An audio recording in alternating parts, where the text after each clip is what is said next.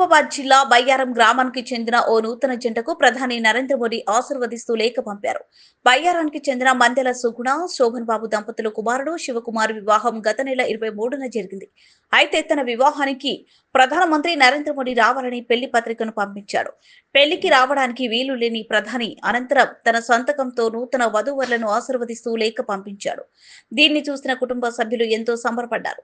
గతంలో కూడా తన చెల్లి పెళ్లికి శుభలేఖ పంపగా అప్పుడు కూడా స్పందించిన ప్రధాని శుభాకాంక్షలు తెలిపినట్లు శివకుమార్ చెబుతున్నారు. స్వయంగా ప్రధాని తమ జంటను ఆశీర్వదించడం పట్ల వారు హర్షం వ్యక్తం చేస్తున్నారు. గ్రీటింగ్ కార్డ్ పంపించారు. ఇది రిసీవ్ అయినందుకు చాలా హ్యాపీగా ఉంది.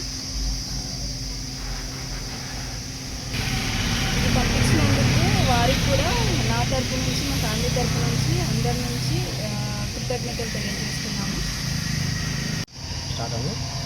నమస్తే, నా పేరు శివకుమార్ అండి. మా ఆడపిల్ల లలిత. మేము గత ఏప్రిల్ 20వ తారీఖు మోడీ గారికి పెళ్లి శుభలేఖ పోస్ట్ చేయడం జరిగింది.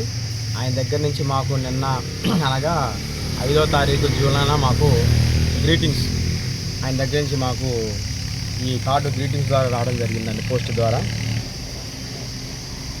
ఈ కార్డు రావడం మాకు చాలా సంతోషంగా ఉంది. స్వయాన సిగ్నల్ చేయడం మాకు చాలా సంతోషం అనిపించింది.